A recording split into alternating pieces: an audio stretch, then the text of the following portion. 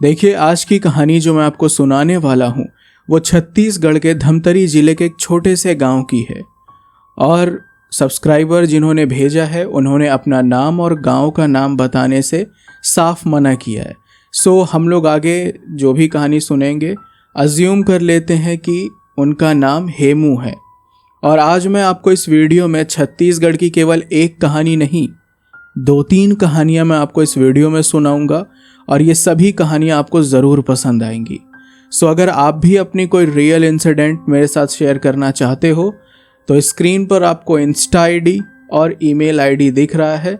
आप यहाँ पर अपनी कहानियाँ मुझे भेज सकते हैं और जैसा भी लगे आप लोग प्लीज़ कमेंट करके बताना, हाइप वाले बटन को ज़रूर क्लिक करना।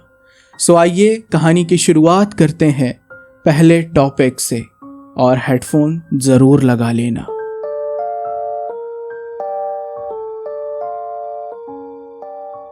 तो हेमू ने बताया कि सूरज भाई, उस रात जो मैंने देखा उसका जवाब आज तक मुझे नहीं मिला, लेकिन एक बात ज़रूर समझ में आ गई कि अचानक आई हुई बरकत ज़रूरी नहीं कि वो भगवान की ही देन हो सकता है उसके पीछे कुछ और हो।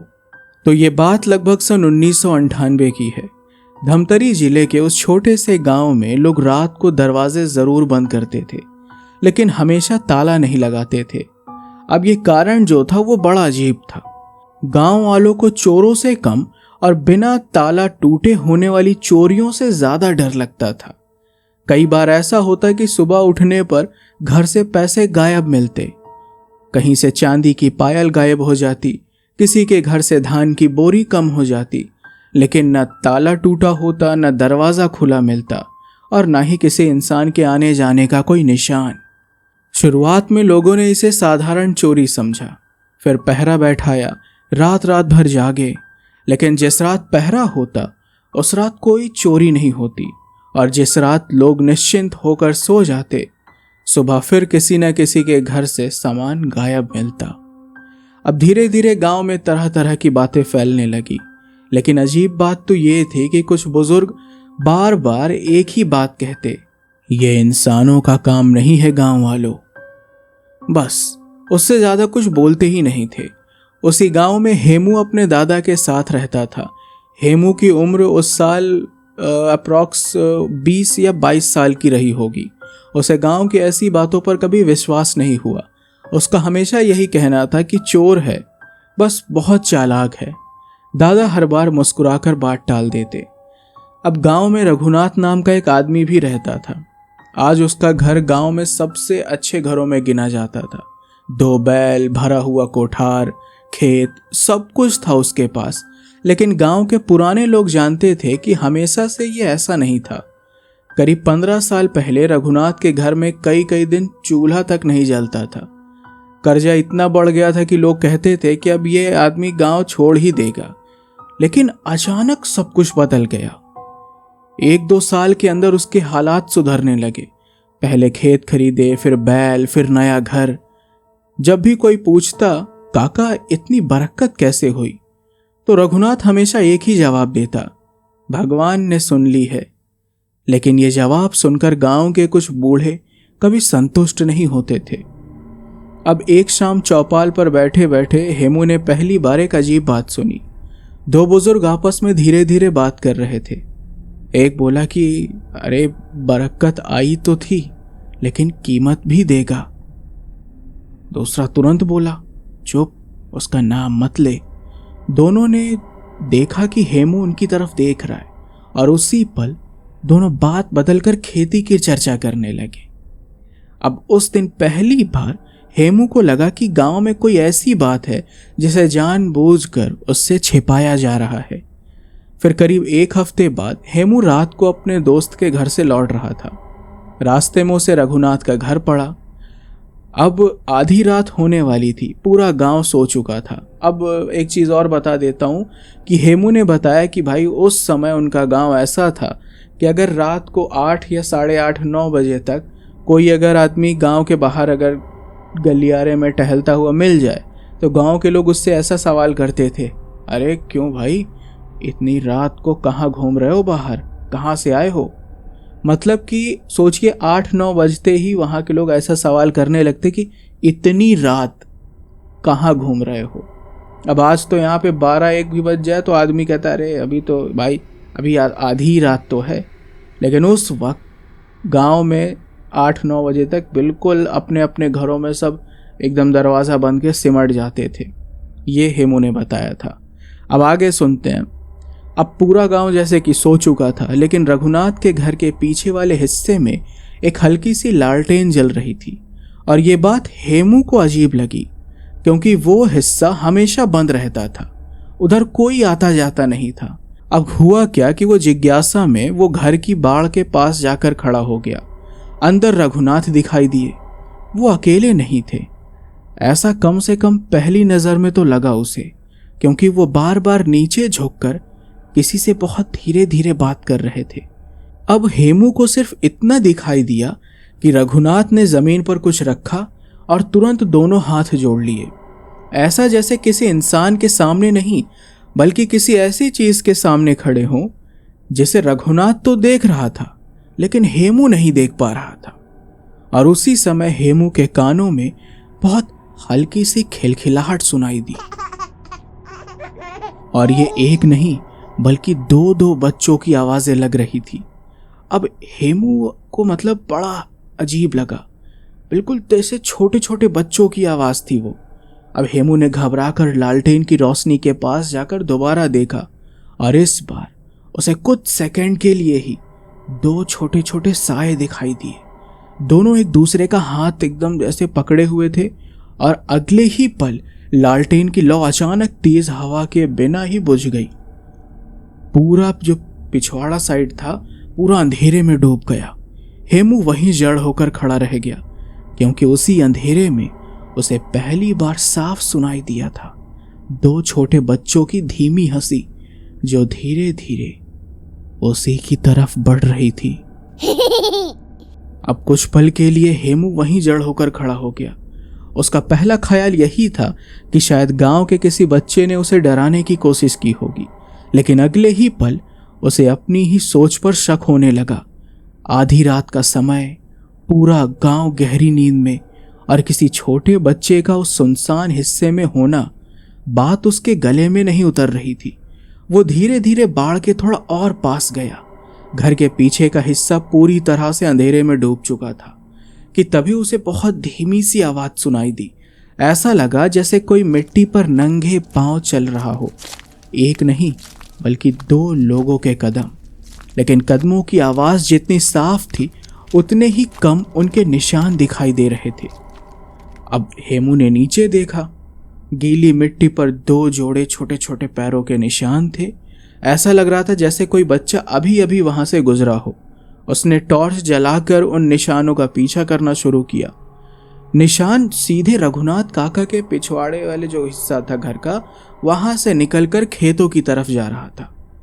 अब हेमू कुछ देर तक उनके पीछे चला, लेकिन अचानक वो निशान वहीं पर खत्म हो गए।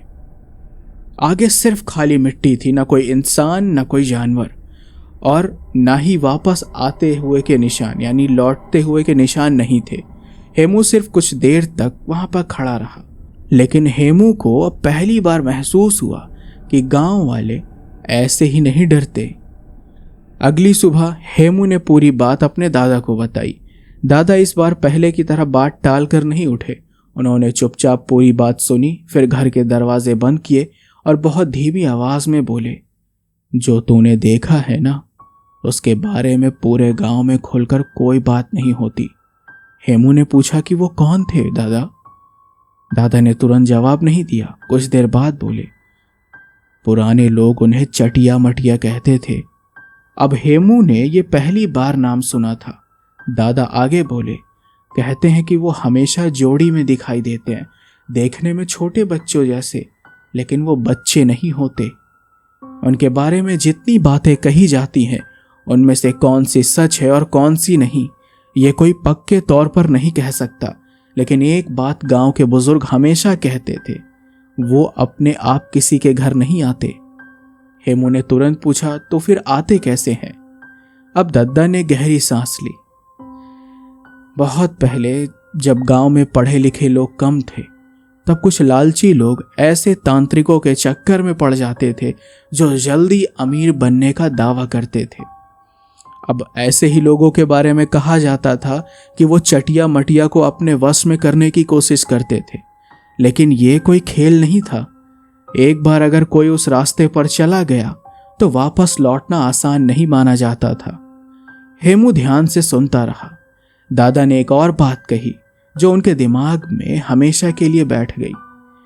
जिस घर में बरकत अचानक आने लगे, वहां पहले ये देखना चाहिए कि वो आई कहां से है। उस दिन के बाद हेमू की नजर अनजाने में रघुनाथ काका पर टिकने लगी। उसने देखा कि रघुनाथ काका पहले जैसे नहीं रहे थे। अब गांव में लोग रघुनाथ को बहुत अमीर आदमी मानते थे, लेकिन गांव का ऐसा कोई शख्स नहीं था जिसने कभी उसे हंसते हुए या मुस्कुराते हुए देखा हो। ना तो वो किसी के शादी में जाए, ना ही किसी त्योहार में खुलकर शामिल होता। शाम ढलते ही बस वो अपने घर का पिछला हिस्सा बंद कर देता, किसी को उधर जाने नहीं देता। और अगर कोई बच्चे खेलते खेलते उस तरफ चले भी जाते तो रघुनाथ उसे डांटकर तुरंत भगा देता। अब ये सब देखकर हेमू का शक और गहरा होता गया। फिर करीब 4-5 दिन बाद गांव में फिर एक चोरी हुई।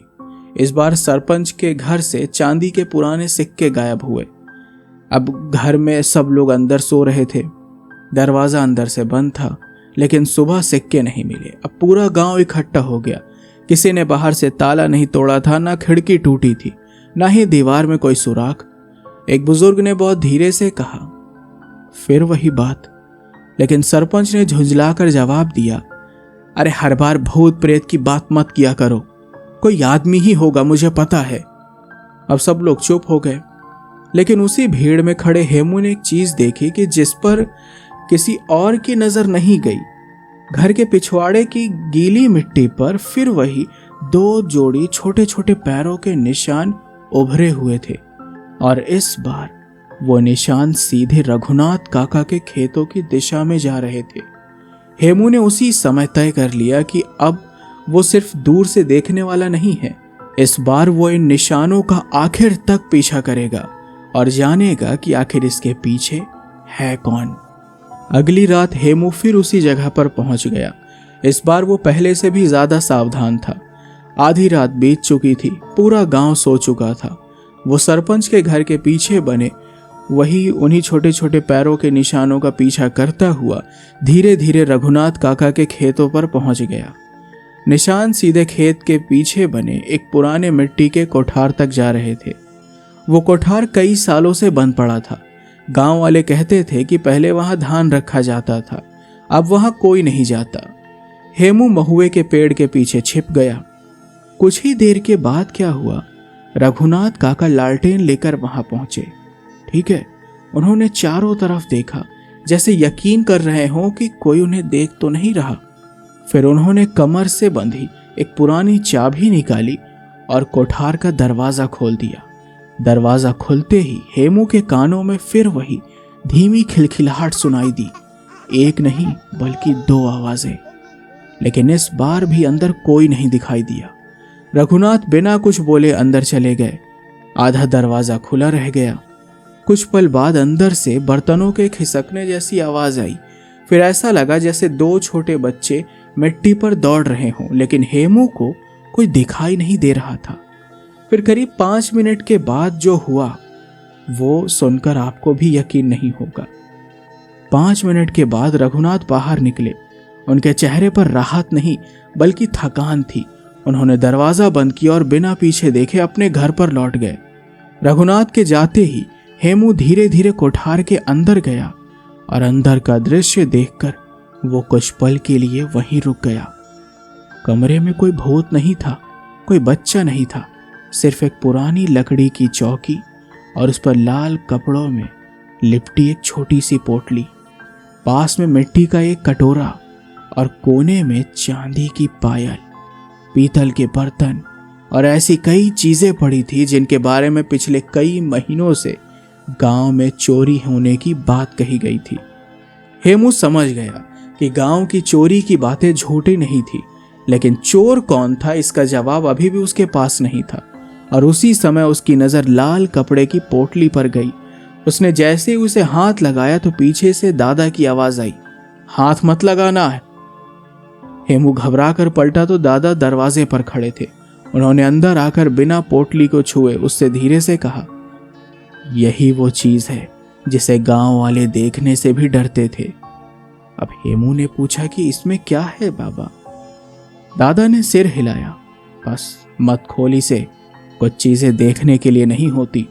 फिर अगली सुबह दादा और हेमू गांव के सबसे बुजुर्ग बैगा के पास गए। बैगा ने पूरी बात सुनने के बाद पोटली को हाथ भी नहीं लगाया। दूर से ही देखकर वो बोला, इसे किसी साधारण आदमी ने नहीं बांधा। जिसने भी बांधा था उसने 2 अधूरी आत्माओं को अपने काम के लिए बांधने की कोशिश की थी। लोग उन्हें चटिया मटिया कहते हैं और जब तक इन्हें बांध कर रखा जाता है ये मालिक के लिए दूसरे घरों से चीजें लाते हैं। लेकिन इनके साथ एक नियम भी होता है, जो बिना मेहनत के आता है वो एक दिन अपने साथ घर का सुख भी लेकर चला जाता है। यानी कि कहना ऐसा है कि जो बुजुर्ग लोग हैं उनका ये मानना है कि अगर जिस घर में चटिया मटिया टिक जाए तो उस घर में अचानक बरकत तो आने लगेगी, लेकिन जो उस घर से सुख शांति चटिया मटिया ऐसा जड़ से उखाड़ कर फेंकेगा ना कि इंसान ना तो इधर का रहेगा ना ही उधर का रहेगा, कोई रास्ता उसके पास बचेगा ही नहीं। अब हुआ क्या? बैगा ने उसी शाम गांव के बाहर पुराने पीपल के नीचे एक छोटा सा अनुष्ठान किया। उसमें ना कोई चमत्कार हुआ, ना ही कोई तेज रोशनी, ना कोई डरावनी आवाज। बस उसने लाल कपड़े की पोटली को बिना खोले मिट्टी में दबा दिया। पूरा गांव, अब जितने भी गांव वाले थे, सिर्फ एक ही बात कही, अब इस जगह को कभी मत खोदना। उस घटना के कुछ ही महीनों बाद रघुनाथ काका की हालत तेजी से बिगड़ने लगी। पहले खेत बिके, फिर बैल, फिर घर का सामान, और जिस आदमी के पास कभी सबसे ज्यादा अनाज था उसे आखिर में अपना घर तक छोड़ना पड़ा। एक सुबह वो बिना किसी को बताए गांव छोड़कर ही चला गया और उसके बाद गांव में वैसी चोरी फिर कभी नहीं हुई। हेमू ने अपनी कहानी के आखिर में एक बात लिखी कि सूरज भाई, मैं आज भी ये नहीं कह सकता कि मैंने सचमुच चटिया मटिया को देखा था, लेकिन उस रात के बाद मुझे एक बात तो समझ में आ गई है कि लोक कथाएं हमेशा डराने के लिए नहीं होती हैं। कुछ लोक कथाएं लोगों को लालच से बचाने के लिए होती हैं कि वो अपने लाइफ में मेहनत करें, ना कि किसी ऐसी तामसिक शक्तियों के चक्कर में पड़ें और अपने जीवन को कुछ पल के खुशी के लिए अपना पूरा जिंदगी वो बर्बाद कर दें।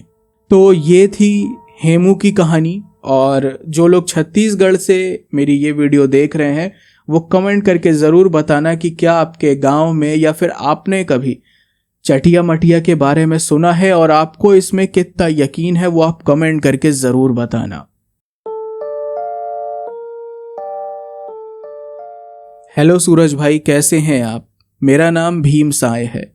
मैं छत्तीसगढ़ के गरियाबंद जिले के एक छोटे से गांव का रहने वाला हूं और आज जो घटना मैं आपको बताने जा रहा हूं उसके बारे में मैं आज तक अपने घर के बाहर किसी से खुलकर बात नहीं कर पाया, क्योंकि हमारे यहाँ बड़े बुजुर्ग एक बात हमेशा कहते थे, जिसका नाम लेने से डर लगे उसके बारे में ज़्यादा बोलना ठीक भी नहीं होता। उस समय मुझे ये सब बातें अंधविश्वास लगती थी, लेकिन जिस रात मैं गांव के पुराने तालाब के पास गया उसके बाद मेरी सोच हमेशा के लिए बदल गई। ये बात आज से करीब 27-28 साल पुरानी है। उस समय मेरी उम्र मुश्किल से 21 साल की रही होगी। हमारा गांव जंगलों से घिरा हुआ था। दिन में सब कुछ बिल्कुल नॉर्मल लगता था, खेत, बैल, तालाब, बच्चे, चौपाल। लेकिन जैसे ही शाम ढलती ना, पूरा गांव जल्दी जल्दी अपने घरों में घुस जाता था। अब पहले मुझे लगता था कि लोग जंगली जानवरों से डरते हैं, लेकिन धीरे धीरे समझ आया कि डर किसी और चीज का था। हमारे गांव से करीब आधा किलोमीटर दूर एक पुराना तालाब था। तालाब के किनारे एक बहुत बड़ा पुराना पीपल का पेड़ खड़ा था। दिन में औरतें वहीं कपड़े धोती थी, बच्चे नहाते थे, मवेशी पानी पीने आते थे। लेकिन सूरज ढलते ही वो जगह पूरी तरह अपने आप खाली हो जाती थी। मैंने कई बार देखा था कि अगर किसी की गाय भी उधर चली जाए ना, तो लोग अंधेरा होने से पहले उसे वापस ले आते थे। एक दिन मैंने अपने दादा से पूछा कि दादा ये बताओ, अंधेरा होने के बाद वहां कोई क्यों नहीं जाता? दादा ने बीड़ी सुलगाई और मेरी तरफ देखा और फिर बोले, हर जगह इंसानों के लिए नहीं होती बेटा। मैं हंस पड़ा ये सुनकर, बोला मतलब समझा नहीं। उन्होंने सिर्फ इतना कहा, जब बड़ा होगा ना बेटा तब खुद समझ जाएगा। उस समय मैं इन बातों पर कभी विश्वास ही नहीं करता था सूरज भाई, लेकिन उल्टा गांव वालों का मैं मजाक उड़ाता था। मुझे लगता था कि लोग हर चीज को अब बिल्कुल अजीब तरीके की जो भी बातें होती हैं उसको वो भूत प्रेत से जोड़ देते हैं। लेकिन कुछ दिनों के बाद गांव में ऐसी घटनाएं शुरू हुई जिनका जवाब किसी के पास नहीं था। सबसे पहले लखन काका की गाय ने अचानक दूध देना बंद कर दिया। गाय बिल्कुल स्वस्थ थी। बैगा को बुलाया गया, पशु डॉक्टर को भी दिखाया गया, लेकिन कोई वजह नहीं मिली। 2 दिन बाद रामू काका के खेत का एक हिस्सा रातों रात सूख गया। अजीब बात यह थी कि पूरे खेत में सिर्फ एक कोना सूखा था, बाकी फसल बिल्कुल हरी थी। गांव वाले देखने आए तो सब अपनी अपनी राय देने लगे, लेकिन गांव के सबसे बूढ़े आदमी ने बस इतना कहा, यह बीमारी नहीं है, किसी की नजर है। अब उस दिन पहली बार मैंने देखा कि गांव पर बैठे कुछ लोग अचानक चुप हो गए। किसी ने कोई नाम नहीं लिया, लेकिन सबके चेहरे देखकर लग रहा था जैसे सब एक ही बात सोच रहे हों। करीब 1 हफ्ते बाद मेरे चाचा की तबीयत अचानक बिगड़ गई। दिन भर खेत में काम किया था, शाम तक बिल्कुल ठीक थे, लेकिन रात होते होते तेज बुखार चढ़ गया। वो बार बार एक ही बात कह रहे थे कि वो मुझे देख रही थी, वो मुझे देख रही थी। हम सब पूछते रह गए कि कौन देख रही थी, कौन, बताइए ना चाचा। लेकिन वो हर बार आंखें बंद करके चुप हो जाते। अगले दिन गांव में पूरी खबर फैल गई। कुछ औरतें घर आई, उन्होंने मेरी माँ से धीरे धीरे बात की। मैं दूर बैठा सब सुन रहा था। उनमें से एक औरत बोली, मैं तो पहले ही कह रही थी उस रास्ते से मत जाया करो। दूसरी ने धीरे से जवाब दिया, अरे चुप रह, बच्चों के सामने ऐसी बात मत कर। सूरज भाई, अब मेरी जिज्ञासा और बढ़ गई थी। मैंने तय कर लिया था कि अब चाहे जो हो मुझे पता लगाना है कि पूरा गांव आखिर किससे डरता है। मौका मुझे 3 दिन बाद मिल गया। मैं अपने मामा के गांव से साइकिल से वापस लौट रहा था। बारिश का मौसम था। शाम को निकलने में देर हो गई। जब मैं जंगल वाले रास्ते पर पहुंचा ना, तब तक पूरा अंधेरा हो चुका था। मैं जल्दी जल्दी पैडल मार रहा था कि तभी अचानक मेरी साइकिल की चेन उतर गई। मैंने नीचे उतर कर उसे चढ़ाने की कोशिश की, लेकिन जितनी जल्दी करता उतनी ही देर लग रही थी। उसी समय मुझे दूर कहीं एक बहुत हल्की सी रोशनी दिखाई दी। पहले लगा कि शायद कोई मछुआरा होगा, फिर सोचा इतनी रात को तालाब के किनारे कौन होगा। मैंने दोबारा उस तरफ देखा। रोशनी अभी भी वहीं थी और उसके ठीक पीछे मुझे ऐसा लगा जैसे कोई औरत बिल्कुल स्थिर खड़ी हो। वो हिल भी नहीं रही थी, बस तालाब की तरफ मुंह करके खड़ी थी। और न जाने क्यों उसे देखते ही पहली बार मेरे दादा की वो बात याद आई, हर जगह इंसानों के लिए नहीं होती बेटा। अब मैं कुछ देर तक वहीं खड़ा उस रोशनी को देखता रहा। मन कह रहा था कि साइकिल छोड़कर वापस भाग जाऊं, लेकिन दूसरी तरफ जिज्ञासा भी थी। आखिर इतनी रात को तालाब के किनारे कौन खड़ा हो सकता है। मैंने साइकिल को धीरे धीरे झाड़ियों में खड़ा किया और बिना आवाज किए उस तरफ बढ़ने लगा। बारिश अभी अभी रुकी थी, मिट्टी गीली थी और हर कदम बहुत संभल कर रखना पड़ रहा था। जैसे जैसे मैं पास पहुंच रहा था, दिए की लौ साफ दिखाई देने लगी। अब मैं उस औरत से मुश्किल से 20 या 30 कदम की दूरी पर था। वो मेरी तरफ पीठ करके खड़ी थी। उसके लंबे सफेद बाल कमर तक दम भीगे हुए लटक रहे थे। उसने काला सा कपड़ा ओढ़ रखा था। वो बिल्कुल हिल भी नहीं रही थी। न कोई मंत्र सुनाई दे रहा था, न कोई अजीब हरकत। बस पूरा माहौल इतना शांत था कि अपनी सांसों की आवाज भी साफ साफ सुनाई दे रही थी। मैंने सोचा कि शायद गांव की कोई बूढ़ी औरत होगी। तभी उसने धीरे धीरे अपना दायां हाथ उठाया और तालाब की तरफ इशारा किया। उसी पल तालाब के पानी में छोटे छोटे गोल घेरे बनने लगे। हवा बिल्कुल बंद थी, कोई पत्थर भी नहीं गिरा था, फिर भी पानी अपने आप हिल रहा था। मेरे मन में पहली बार सच बताऊं तो डर बैठ गया। इतने में मुझे अपने पीछे किसी के दौड़ने की आहट सुनाई दी। मैंने झटके से पीछे देखा, लेकिन वहां कोई भी नहीं था। जब दोबारा सामने देखा तो दिया बुझ चुका था और वो औरत गायब थी। उसे देखकर ऐसा लगा जैसे अब वहां पर कोई था ही नहीं। सूरज भाई, उस रात मैं साइकिल उठाकर जितनी तेज भाग सकता था मैं भागा। घर पहुंचा तो माँ ने पूछा कि चेहरा इतना पीला क्यों पड़ गया, लेकिन मैंने किसी को कुछ नहीं बताया। मुझे खुद समझ नहीं आ रहा था कि मैंने जो देखा वो सच था या फिर डर। अगली सुबह जब मैं चौपाल पर पहुंचा तो क्या देखा कि वहां पहले से भी ज्यादा भीड़ थी।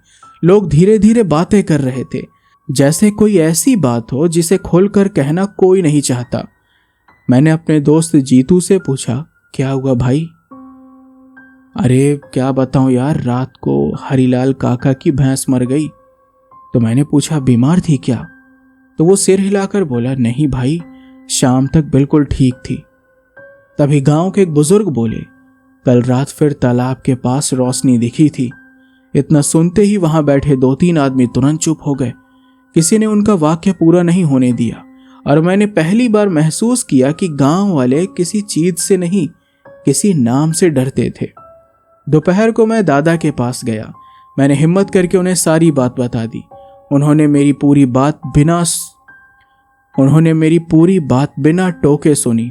फिर कुछ देर चुप रहे, उसके बाद बोले, तू बच गया है। मैंने पूछा, किससे दादा? जिसे तूने देखा उसके बारे में गांव वाले बहुत कुछ कहते हैं, लेकिन याद रखना बेटा, हर बात सच हो जरूरी नहीं। मैंने कहा कि फिर लोग उससे इतना डरते क्यों हैं? दादा ने अपनी बीड़ी बुझाई और बोले, देख बेटा, हमारे यहाँ पहले लोग कुछ औरतों को टोनही कहते थे। माना जाता था कि उन्हें मैली विद्या आती है, लेकिन बेटा यही मान्यता कई बार निर्दोष औरतों पर भी थोप दी जाती थी। इसलिए किसी का नाम लेकर कभी फैसला मत करना। मैं चुपचाप सुनता रहा। दादा आगे बोले, लेकिन एक बात आज भी गांव के बूढ़े लोग मानते हैं, कुछ जगहें ऐसी होती हैं जहां रात के बाद नहीं जाना चाहिए, चाहे वहां कोई भी हो या सिर्फ लोगों का डर हो। अब दादा की बात मेरे दिमाग में घूमती रही। मैंने तय कर लिया कि अब मैं उस तालाब के पास दोबारा नहीं जाऊंगा। लेकिन शायद उस रात जिसे मैंने देखा था, उसने मुझे इतनी आसानी से भूलने का इरादा नहीं किया था। उस रात के बाद मैं कई दिनों तक ठीक से सो नहीं पाया। हर रात लगभग एक ही समय पर मेरे घर के बाहर किसी के नंगे पैरों के चलने की आवाजें आती, जैसे कोई गीली मिट्टी पर धीरे धीरे चल रहा हो। 2-3 बार मैंने दरवाजा खोलकर भी देखा, लेकिन बाहर कोई नहीं होता, सिर्फ आंगन की गीली मिट्टी और उस पर छोटे छोटे गोल निशान। इतने छोटे कि किसी औरत के भी नहीं लगते थे, लेकिन किसी बच्चे की भी नहीं। चौथे दिन मैं खुद गांव के बैगा के पास पहुंचा। उनका नाम जयराम बैगा था। पूरे इलाके में लोग उनका सम्मान करते थे। मैंने उनसे तालाब की पूरी बात बताई। उन्होंने बीच में एक बार भी नहीं रोका। सब सुनने के बाद उन्होंने सिर्फ एक सवाल पूछा, उसने तुझे देखा था या नहीं? मैंने कहा, पता नहीं। उन्होंने मेरी आंखों में देखा और बोले, अगर यकीन नहीं है तो यही अच्छा है। मैंने पूछा कि गांव वाले उसे टोनही क्यों कहते हैं? उन्होंने तुरंत जवाब नहीं दिया। कुछ देर बाद बोले, बेटा, यहाँ पहले बहुत सी बातें बिना सबूत के भी मान ली जाती थी, इसलिए किसी जीते जागते इंसान को टोनही कहना सबसे बड़ी गलती है। लेकिन वो थोड़ा रुके। कुछ जगहों के बारे में ऐसी मान्यताएं जरूर चली आती हैं जहां रात के बाद लोग जाने से बचते हैं। हर कहानी सच हो ये जरूरी नहीं, लेकिन हर कहानी पूरी तरह झूठ भी हो ये भी जरूरी नहीं है। अब उसके बाद ये सुनकर मैं वापस लौट आया। मन में डर भी था और जिज्ञासा भी। मैंने खुद से कहा कि बस एक बार और जाकर देखता हूं, अगर कुछ नहीं मिला तो हमेशा के लिए मैं इस बात को भूल जाऊंगा। अब अमावस्या से एक रात पहले मैं फिर उसी तालाब की तरफ गया। इस बार मैं पहले से भी ज्यादा सावधान था। कोई टॉर्च नहीं, कोई आवाज नहीं। मैं दूर एक महुए के पेड़ के पीछे बैठ गया। करीब आधा घंटा बीत गया, कुछ नहीं हुआ। मैं उठकर लौटने ही वाला था कि तालाब के उस पार एक छोटा सा दिया अपने आप जल उठा। उसके बाद दूसरा, फिर तीसरा, लेकिन वहां कोई नहीं दिखाई दे रहा था। अचानक मुझे वही हल्की सी औरत की हंसी सुनाई दी। मैंने आवाज की दिशा में देखा तो इस बार वो औरत मुझे दिखाई नहीं दी, लेकिन पीपल के पेड़ की छाया के पास ऐसा लगा जैसे कोई खड़ा होकर मुझे देख रहा हो। मैंने आंखें मलकर दोबारा देखा तो वहां कुछ भी नहीं था। मैं जल्दी जल्दी वापस मुड़ने लगा कि तभी पीछे से एक बहुत धीमी आवाज आई, इतनी जल्दी क्यों जा रहे हो? अब ये सुनकर मेरी हालत खराब हो गई। मैंने पीछे मुड़ने की हिम्मत नहीं की, क्योंकि मुझे मेरे दादा की बात याद थी, हर आवाज का जवाब देना जरूरी नहीं होता। मैंने बिना पीछे देखे बस मैं चलता रहा। आवाज फिर दोबारा नहीं आई।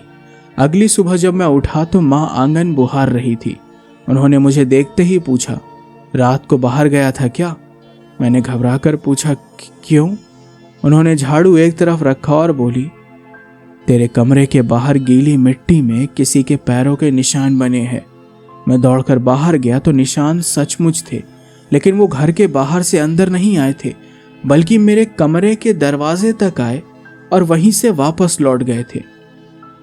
और सच बताऊं सूरज भाई, आज उस घटना को 25 साल से ज्यादा हो चुके हैं। मैं आज भी ये दावा नहीं करता कि मैंने जिस औरत को देखा वो सचमुच टोनही थी। हो सकता है कि वो सिर्फ मेरे मन का असर रहा हो सकता है कि गांव की पुरानी मान्यताओं ने मेरे दिमाग पर असर किया हो, लेकिन एक बात का जवाब मुझे आज तक नहीं मिला कि उस रात मेरे कमरे के बाहर बने वो पैरों के निशान किसके थे। क्योंकि उस रात बारिश सिर्फ तालाब के पास हुई थी, हमारे घर पर नहीं। अगर कोई इंसान वहां पैदल आया होता तो पूरे रास्ते निशान बनने चाहिए थे, लेकिन वो निशान शुरू ही मेरे घर के दरवाजे से होते थे और वहीं खत्म भी हो जाते थे। तो सूरज भाई, यही मेरी कहानी थी जो मैं आपके साथ ये शेयर करना चाहता था।